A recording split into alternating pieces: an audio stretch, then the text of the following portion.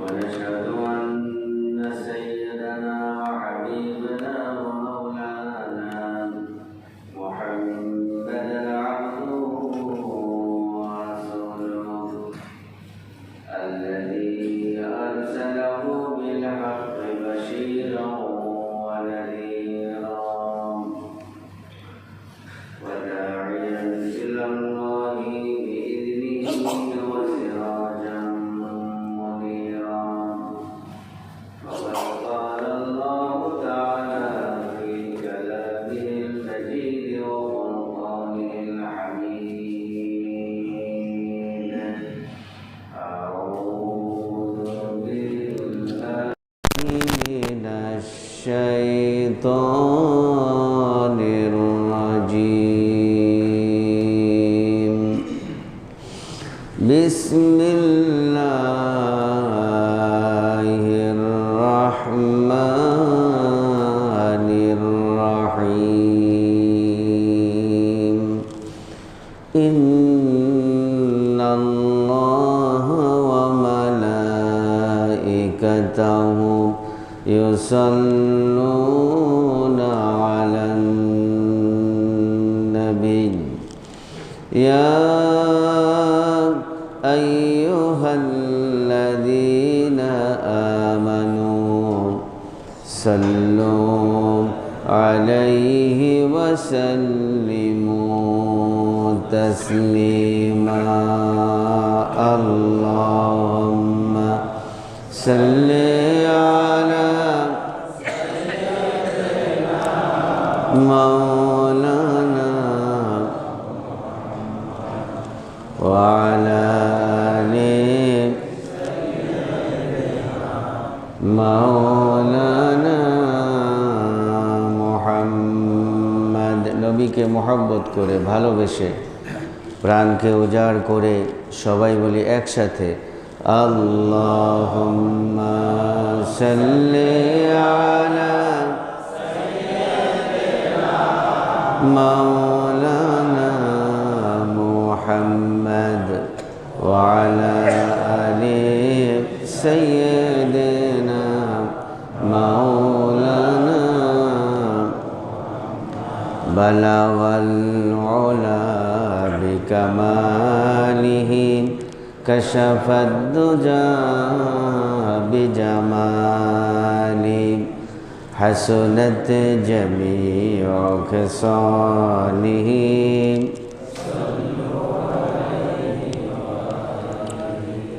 की मोहम्मद से वफा तूने तो हम तेरी है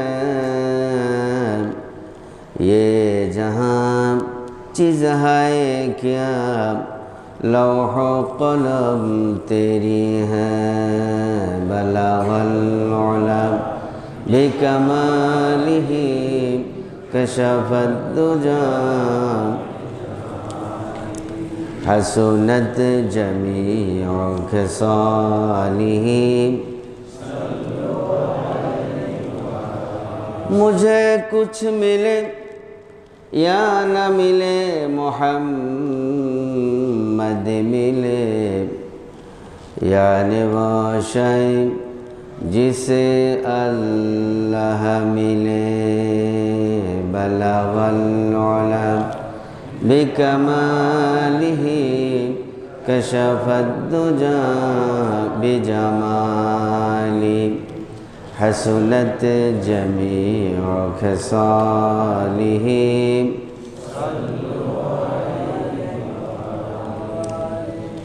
मुअज़्ज़ज़ मोहतरम हज़रात उलमाए किराम मुरब्बियान निज़ाम সত্যের সেনানী যুবক ভাইয়েরা মাসুম ভাইয়েরা পর্দার আড়ালের মা এবং বোনেরা আমরা মহান আল্লাহ রাব্বুল ইজ্জত ওয়াল জালাল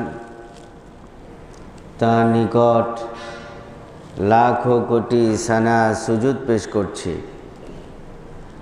যে আল্লাহ সুবহানাহু ওয়া তাআলা আমাদেরকে মানুষ বানিয়েছেন, মুমিন বানিয়েছেন, মুসলমান বানিয়েছেন। বিশেষ করে পবিত্র জুমাবার জুমার নামাজ আদায়ের পূর্বে অনেক মুসলমান মুমিন থেকে বাছাই করে অনেক মুসলমান মুমিনের আগেই তারই পৃথিবীর শ্রেষ্ঠ জায়গায়, তারই ঘরে ঈমানকে মজবুত করার জন্য, তাকওয়াকে মজবুত করার জন্য নিয়ে এসেছেন। যে মনিব এই খুশ নসিব করে দিলেন, সে মনিবের দরবারে শুকরগুজার হচ্ছি।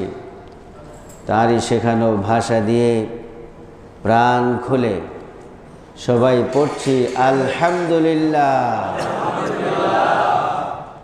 রব্বানা লাকাল হামদ হামদান কাসীরান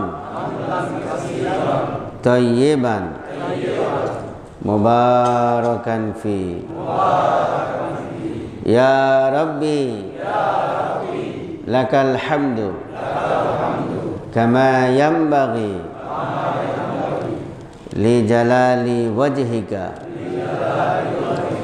ওয়া আযীমি সুলতানিকা। সম্মানিত ভাইয়েরা, আমরা আলোচনা করছিলাম মুজিজাতুন নবী, ইজাজুন নবী সাল্লাল্লাহু আলাইহি ওয়াসাল্লাম। নবী করিম সাল্লাল্লাহু আলাইহি সাল্লামের জীবনে অনেক মুজিজা ঘটেছে। আমরা কিছু বলেছি, আজকেও বলবো ইনশাআল্লাহ, বিমাশিয়াতিল্লাহ বিইজনিল্লাহ। বলি আলহামদুলিল্লাহ। আমার ভাইয়েরা, তবে আমাদের বুঝতে হবে মুজিজা কি জিনিস। গত 2-3 দিন আগে আমাকে প্রশ্ন করেছেন যে হুজুর, মানে এমনভাবে প্রশ্ন করলেন যে মনে হয় উনি মুজিজা বুঝেছেন কুদরতের মতো। মুজিজা এবং কুদরতের মধ্যে অনেক পার্থক্য। কুদরত হলো আল্লাহ সুবহানাহু ওয়া তাআলার পক্ষ থেকে, আর মুজিজা হলো নবীদের পক্ষ থেকে, ঠিক কিনা?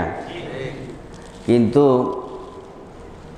কিছু আলেমও এমনভাবে মুজিজাগুলোকে পেশ করে জেনারেল মানুষ, সাধারণ মানুষ বুঝতে কষ্ট হয়ে যায়। এজন্য অনেকে এটা মনে করে যে নবীজি গায়েব জানেন, অথবা নবীজি এমন কিছু জানেন যেটা কুদরত হয়ে যায়। নাউজুবিল্লাহ বলেন। মুজিজা আর কুদরত অনেক পার্থক্য। সেটা হলো কুদরত আসে আল্লাহ সুবহানাহু ওয়া তাআলার পক্ষ থেকে, আর মুজিজা হলো নবীদের পক্ষ থেকে। এবং কুদরত হতে কোনো কিছুর প্রয়োজন হয় না। আল্লাহ রাব্বুল আলামিন কুন বলেন, সাথে সাথে ফায়াকুন হয়ে যায়। কিন্তু মুজিজা এটা কুন দিয়ে হয় না, এটা কিছু একটা থাকতে হয়। তিল থাকতে হবে, তাহলে ওটা তাল হতে পারবে। কিছু একটা বরকত হওয়া, বেড়ে যাওয়া অথবা কমে যাওয়া, কোনো কিছুর অস্তিত্ব থাকতে হবে। অস্তিত্ব থেকে বেড়ে যায় অথবা কমে যায়, বরকত হয়, এটা হলো কি? মুজিজা। আর কুদরত হতে কোনো অস্তিত্বের প্রয়োজন হয় না,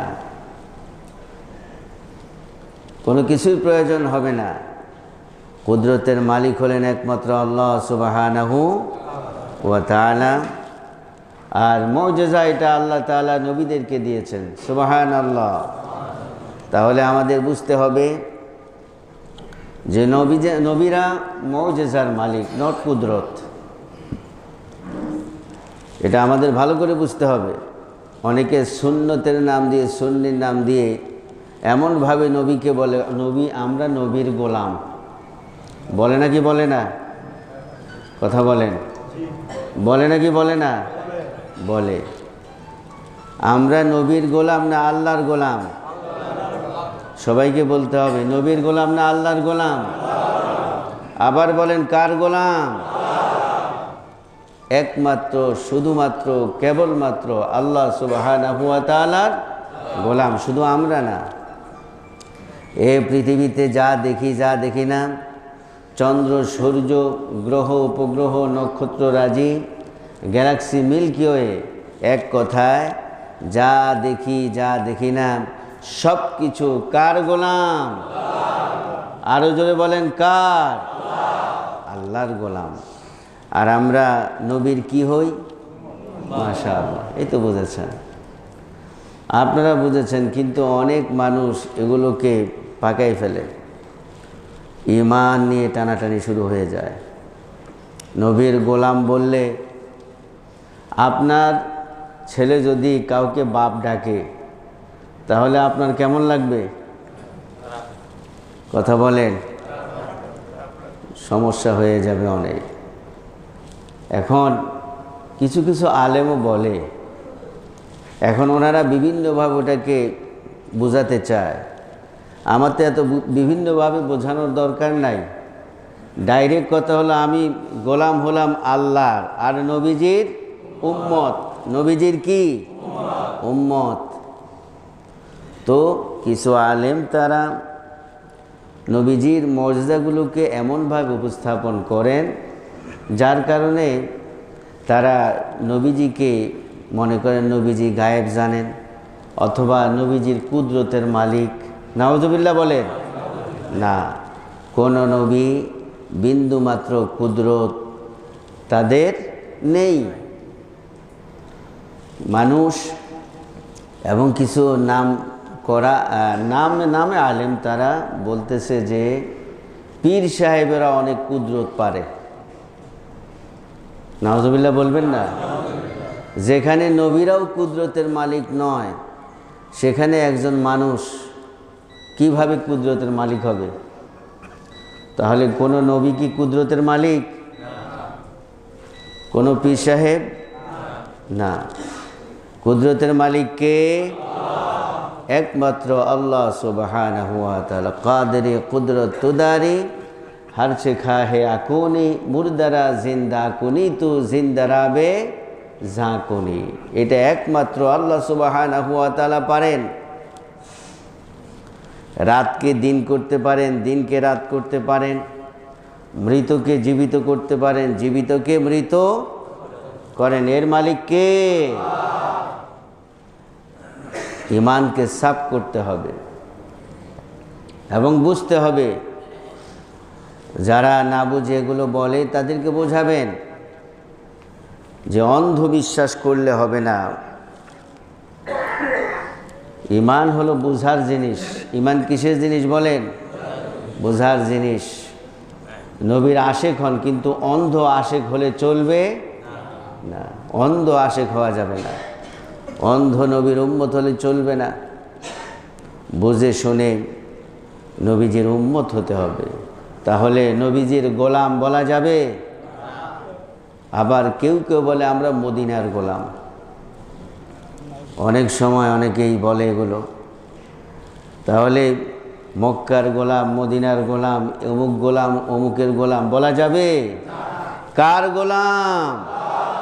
একমাত্র, শুধুমাত্র, কেবলমাত্র গোলাম। কার গোলাম? আল্লাহ সুবহানাহু ওয়া তাআলার গোলাম। ভাইরা আমার, এই আল্লাহ সুবহানাহু ওয়া তাআলার কুদরতের মালিক, আর নবীরা হলেন মুজিজার মালিক, পীর সাহেবেরা হলেন কারামতের মালিক। কিসের মালিক বলেন? কারামত। তো আমরা নবীজির মুজিজা বলছিলাম যে তার মুখ মোবারকে মুজিজা, লালা মোবারকে মুজিজা, হাত মোবারকে মুজিজা, ঠিক কিনা? যে নবীজি যখন কূপের পাড়ে গেলেন বিসমিল্লাহির রহমানির রহিম বলে হাত মোবারক রাখলেন, আর কূপের তলদেশ থেকে তার হাত মোবারকে বালতি চলে আসলো।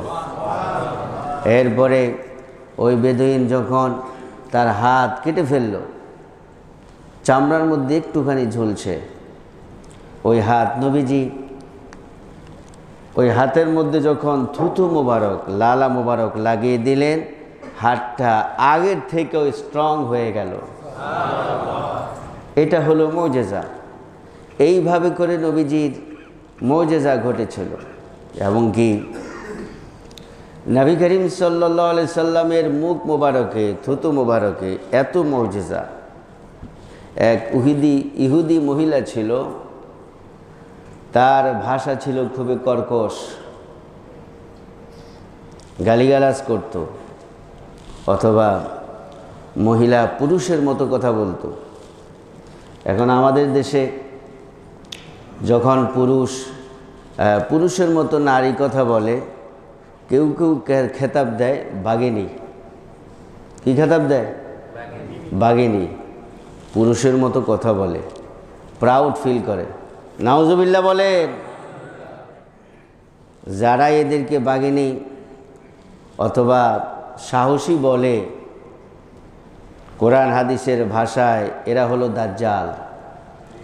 যেই নারী পুরুষের মতো কথা বলবে, পুরুষের মতো চলাফেরা করবে, পুরুষকে ফলো করবে, তারা হলো দাজ্জাল মার্কা, দায়ুস তাদের স্বামীরা।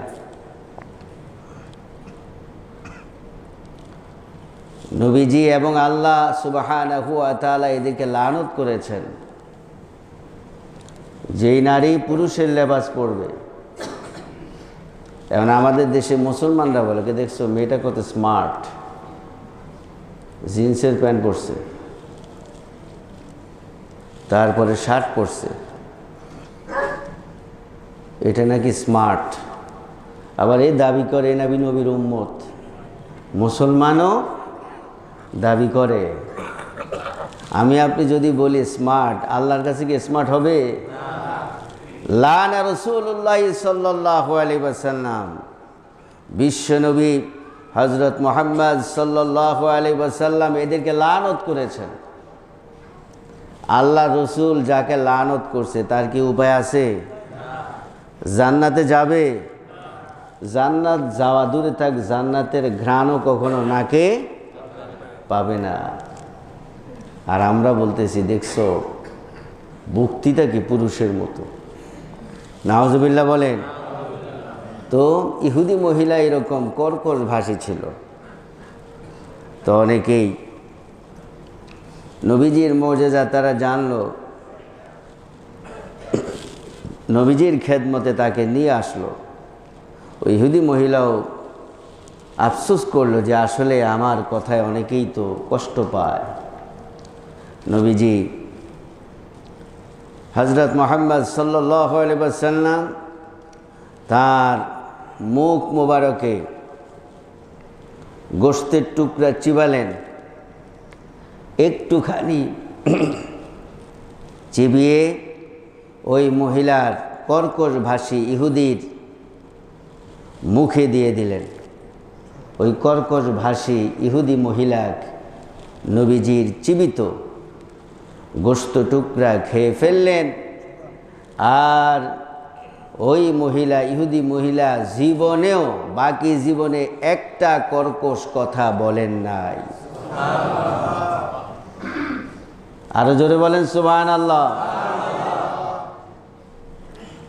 অনেক সাহাবীরা সাক্ষ্য দিলেন যে ওই কর্কশ ভাষী মহিলা আর জীবনে কোনো আজে বাজে কথা, কর্কশ ভাষা তার মুখ দিয়ে বের হয় নাই। এরপরে নবীজির খেদমতে নিয়ে আসলেন এক নারী, তার মুখ থেকে দুর্গন্ধ বের হতো, খুবই দুর্গন্ধ। কথা বললেই দুর্গন্ধে চারদিক ছড়িয়ে যেত, অস্বাভাবিক। মাঝে মধ্যে আমাদের অনেকেরই এরকম দুর্গন্ধ হয়, হয়তো একটু একটু হয়, কিন্তু ওর মুখ থেকে এত দুর্গন্ধ চারদিকে ছড়িয়ে যায়। সাহাবায়ে কেরাম জানার পর নবী করিম সাল্লাল্লাহু আলাইহি সাল্লামের খেদমতে নিয়ে আসলেন। নবী করিম সাল্লাল্লাহু আলাইহি ওয়াসাল্লাম সেই দুর্গন্ধমুখী মহিলার মুখে নবীজি গোশত চিবিয়ে একটুখানি গোশত দিয়ে দিলেন, আর ওই মহিলা খেয়ে ফেললেন। খাওয়ার সাথে সাথেই কিতাবে আসলো, হাদিস শরীফে আসলো যে ওই মহিলার মুখ থেকে সুগন্ধি বের হতে শুরু হয়ে, দুর্গন্ধ আর বের হয় নাই, সুগন্ধ বের হলো। সুবহানাল্লাহ। এক শিশু, তার মাথার উপরে নবীজি হাত বুলালেন। হাত বুলানোর সাথে সাথে নবীজির হাত মোবারক থেকে সুগন্ধি তার সম্পূর্ণ গায়ে ছড়িয়ে গেল, এবং তার সেই শিশু বড় হলো, বিবাহ করলো, তার সন্তান হলো, তার শরীর থেকে সুঘ্রাণ বের হতে লাগলো।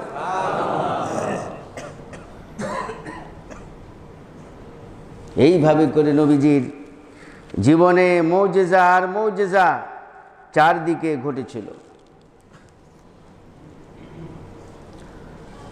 নবী করিম সাল্লাল্লাহু আলাইহি সাল্লাম যখন শিশু মোহাব্বত, তখনও তো তার মুজিজা ঘটছিল নাকি ঘটে নাই? ঘটেছিল।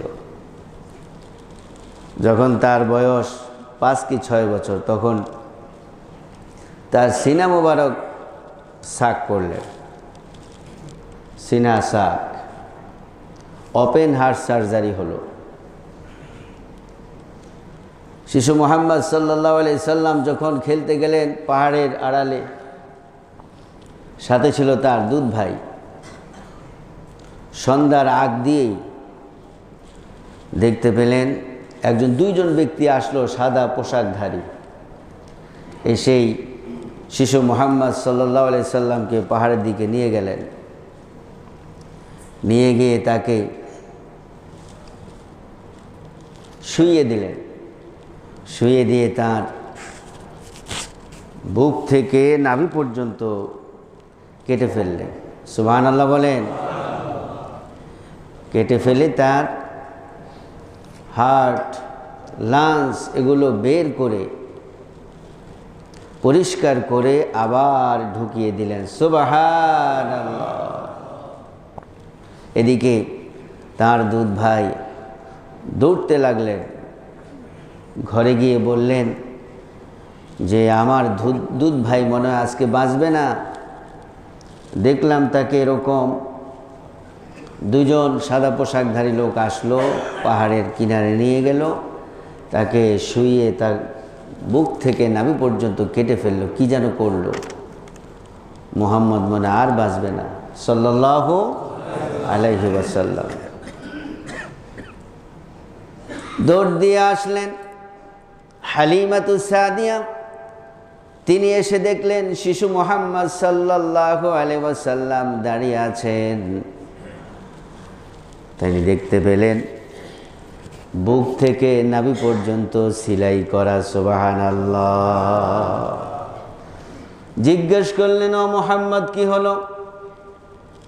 বললেন, আমি খেলতেছিলাম, ওই মুহূর্তে দুই ব্যক্তি আসলো সাদা পোশাকধারী, এসে আমাকে পাহাড়ের কিনারায় নিয়ে গেল, আমাকে শুইয়ে দিল।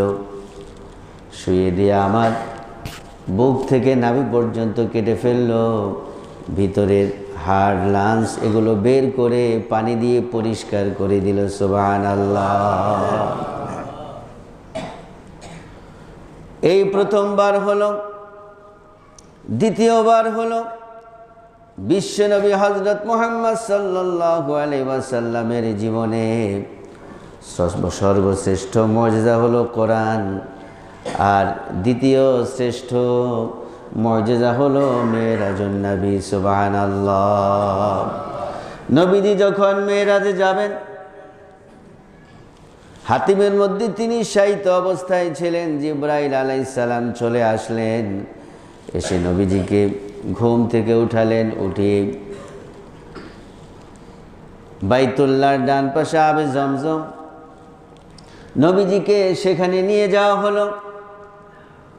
নিয়ে গিয়ে বুক থেকে নাভি পর্যন্ত নবীজির কেটে ফেলা হলো, কেটে দিলেন। হার্ট, লাংস এগুলো বের করলেন। বের করে আবে জমজম দিয়ে সেগুলো পরিষ্কার করে দিলে। এবং কি হাদিস শরীফের মধ্যে আসলো, নবীজির হাটের মধ্যে লাঞ্চের মধ্যে বিভিন্ন ইমান দিয়ে নবী করিম সাল্লাল্লাহু আলাইহি ওয়াসাল্লামকে আরশে আজিমে নেওয়া হবে। সম্পূর্ণ আকাশগুলোকে সাজানো হলো, নবীজির হাটকে সাজানো হলো, নবীজিকে এমন কিছু দেখানো হবে যা পৃথিবীর কোনো নবীকে দেখানো হয় নাই। সুবহানাল্লাহ। এই জন্য নবীজির হাটকে প্রস্তুত করা হলো, পরিষ্কার করে সুন্দর করে ইলম দিয়ে ইমান দিয়ে আবার সব কিছু সেট করে দিলে। আমার ভাইয়েরা, এইভাবে করে নবীজির জীবনে মুজিজা ঘটল। নবীজির হৃদয়ে ইলম দিয়ে দেয়া হলো, যে ইলম 27.5 বছর মেরাজ করলেন নবীজি। 27.5 বছর জান্নাত জাহান্নাম আরও অনেক কিছু নবীজিকে দেখানো হলো। এই ওপেন হার্ট সার্জারি সিনা সাকের মাধ্যমে আল্লাহ রাব্বুল আলামিন সব কিছু সেট করে দিলেন। সুবহানাল্লাহ। কোরআনুল কারীমে সূরাতুল ইনশিরাহের মধ্যে আল্লাহ রাব্বুল আলামিন বললেন, আলাম নাশরাহ লাকা সাদরাকা ওয়া ওয়াদা'না আনকা বিজরাক আল্লাযী আনকাযা যাহরাক ওয়া রাফা'না লাকা যিকরাক ফাইন্না মা'আল উসরি ইউসরান ইন্না মা'আল উসরি ইউসরা। আলাম নাশরাহ লাকা সাদরাক। আল্লাহ রাব্বুল আলামিন নবীজিকে সান্ত্বনা দিলেন যখন নবীজির প্রাণের স্ত্রী খাদিজাতুল কুবরা রাদিয়াল্লাহু তাআলা আনহা ইন্তেকাল করলেন এবং নবীজি যখন তায়েফের ময়দানে রক্তাক্ত হয়ে গেলেন, আল্লাহ রাব্বুল আলামিন নবীজিকে সান্ত্বনা দিলেন, ও নবী, আপনি কেন এত টেনশন করেন, এত চিন্তা করেন? আলাম নাশরাহ লাকা সাদরাক। আমি কি আপনার বক্ষকে সম্প্রসারিত করে দেই নাই? আমি কি আপনার সিনা সাক করি নাই? পৃথিবীর মধ্যে কোনো নবীকে আমি করি নাই, কোনো মানুষকে, মানব দানবকে কাউকে করি নাই। শ্রেষ্ঠ নবী হিসাবে আমি রব্বুল আলামিন আপনার সিনাকে সাক করে দিলাম।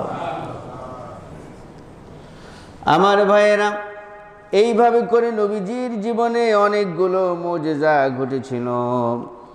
নবীজির ভাষাটা হলো মুজিজা। সুবহানাল্লাহ বলেন। হযরত ওমর ফারুক রাদিয়াল্লাহু তাআলা আনহু বললেন, হে রাসূল,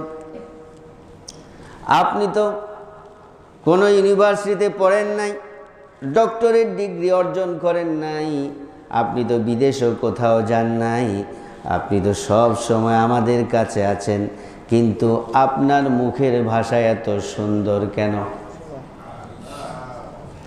কেন আপনার মুখের ভাষা এত সুন্দর? আপনার কথাগুলো শুনলে আমাদের ক্ষুধা চলে যায়। আল্লাহু আকবার। আপনার মিষ্টি মিষ্টি কথাগুলো শুনলে আমাদের হতাশা দূর হয়ে যায়, নিরাশা দূর হয়ে যায়। এত সুন্দর কথা সারাদিন সারা রাত শুনলে আরো শোনার জন্য আমাদের ভালো লাগে। জোরে বলেন সুবহানাল্লাহ। এর জবাবে নবীজি বললেন, ও ওমর, আল্লাহ রাব্বুল আলামিন আমাকে মুজিজা দান করলেন, ভাষার মুজিজা, আর আমাকে হযরত ইসমাঈল আলাইহিস সালামের ভাষা আল্লাহ তাআলা জিবরাইলের মাধ্যমে শিখালেন। এইভাবে করে নবীজির জীবনে মুজিজা ঘটেছিল। ভাইয়েরা আমার, নবীজির কণ্ঠ মুজিজা। আল্লাহু আকবার। নবী করিম সাল্লাল্লাহু আলাইহি ওয়াসাল্লাম যখন কুরআনুল কারীম তেলাওয়াত করতেন, নবীজির তেলাওয়াত শুনে কাফেরগুলো কালেমা পড়ে নিত। লা ইলাহা ইল্লাল্লাহু মুহাম্মাদুর রাসূলুল্লাহ সাল্লাল্লাহু আলাইহি ওয়াসাল্লাম। শুধু তাই না, নবীজির কণ্ঠ এত মুজিজা, এত সুন্দর ছিল এবং দূর থেকে শোনা যেত। নবীজি যখন বিদায় হজে ভাষণ দিলেন, লক্ষাধিক সাহাবী, তখন কি মাইক ছিল নাকি? সাউন্ড সিস্টেম ছিল নাকি? না না, লক্ষাধিক সাহাবী আরাফার ময়দানে নবীজি মাইক ছাড়া, সাউন্ড সিস্টেম ছাড়া কথা বলেছেন। সাহাবীরা বলেছেন, আল্লাহর কসম অনেক দূর থেকে সম্পূর্ণ স্পষ্টভাবে নবীর কণ্ঠ ভাষা শুনেছি। সামনের ব্যক্তি যেরকম শুনলেন, একদম পিছনের ব্যক্তিও সেই রকম শুনলেন। আল্লাহু আকবার। এমনকি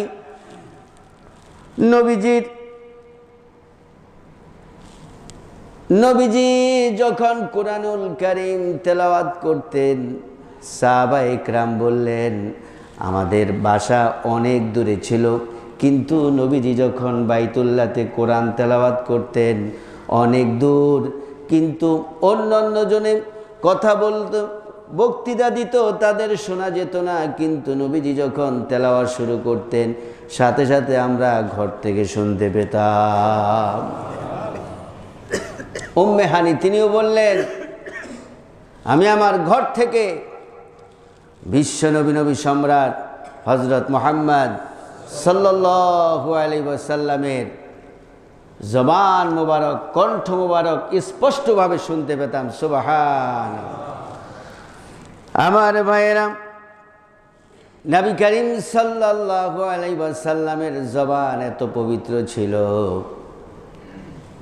নবীজি জুমার দিন খুতবা দিতে এসেছেন, সাহাবায়ে কেরাম দাঁড়িয়ে গেলেন, হে রাসূল, মদিনায় বৃষ্টি হয় না অনেক দিন, ফসল আদি সব ক্ষতি হয়ে যাচ্ছে, শুকিয়ে যাচ্ছে, মরে যাচ্ছে, আপনি একটু দোয়া করুন। নবীজি আল্লাহর কাছে দোয়া করলেন, সাহাবায়ে কেরাম সাক্ষী দিলেন। নবীজি যখন দোয়া করলেন, দোয়া করার সাথে সাথে বৃষ্টি শুরু হয়ে গেল। খেজুরের পাতার ছাউনি ভেদ করে নবীজির গা মোবারকে, শরীর মোবারকে বৃষ্টি পড়তে লাগলো। এমন বৃষ্টি হলো, শনিবার, রবিবার, সোমবার, মঙ্গলবার, বুধবার, বৃহস্পতিবার তাও বৃষ্টি হয়। আবার জুমাবারে নবীজি এসে বসলেন, সাহাবায়ে কেরাম বললেন, হে রাসূল, বৃষ্টি তো থামে না, হচ্ছে আর হচ্ছে, হচ্ছে আর হচ্ছে, বন্যার মতো হয়ে যাচ্ছে। নবীজি সাথে সাথে ইশারা যখন করলেন, ইশারা করার সাথে সাথে বৃষ্টি অন্যদিকে চলে গেল। সুবহানাল্লাহ। আমার ভাইয়েরা, এইভাবে করে নবীজির জীবনে অনেকগুলো মুজিজা ঘটেছে, কিন্তু এই মুজিজাগুলোকে এখন কেউ ঘটাতে পারবে নাকি? না না, নবীজি চলে গেলেন, মুজিজা চলে গেল, কেউ ওগুলা ঘটাতে পারবে না। কিন্তু শ্রেষ্ঠ মুজিজা কি? সবাই বলেন, কোরআনুল কারীম শ্রেষ্ঠ মুজিজা। এই এতগুলো মুজিজা শোনার কারণ হলো একটাই, সব থেকে শ্রেষ্ঠ মুজিজা কি? কোরআন। অন্যান্য মুজিজা নবীজি চলে গেলেন, সেগুলো আর হবে না, কিন্তু প্রত্যেকটা কোরআনের আয়াত, শব্দ, অক্ষর, হরকত, এক একটা মুজিজা। সুবহানাল্লাহ। প্রত্যেকটা শব্দ এক একটা মুজিজা, কিন্তু এই মুজিজা বোঝা এত সহজ নয়, সারা জীবন পড়েও তো বুঝি না। সুতরাং অন্যান্য কিছু আমরা করতে পারবো না, কিন্তু কোরআন তেলাওয়াত করলে আল্লাহ তাআলা খুশি হবে নাকি হবে না? এই জন্য শ্রেষ্ঠ মুজিজা এই কোরআনুল কারীম আমাদের বুঝতে হবে। কোরআন কি মুজিজা নিজে বুঝে, নিজের বডির মধ্যে, পরিবারের মধ্যে, সমাজের মধ্যে, রাষ্ট্রের মধ্যে যদি আমরা বাস্তবায়ন করতে পারি, তাহলে এই রাষ্ট্রটা জান্নাত হতে পারে নাকি পারে না? পারে। সুবহানাল্লাহ। ভাইরা আমার, আমাদের সম্মানিত সভাপতি সাহেব কিছু গুরুত্বপূর্ণ কথা বলবেন। আমরা শোনার উদ্দেশ্যেই, আমলের উদ্দেশ্যে শুনবো, বলি ইনশাআল্লাহ।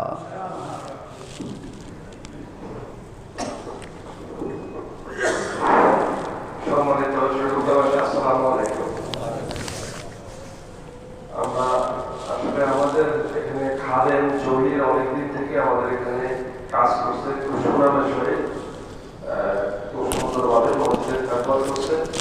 ওর আমরা ওর উপরে আমি ও আসলে জীবনের মানুষের কর্মসংস্থানের জন্য, ভালোর জন্য সে সময় চলে যাচ্ছে, সুন্দরভাবে আমাদের থেকে বিদায় নিয়ে চলে যাচ্ছে।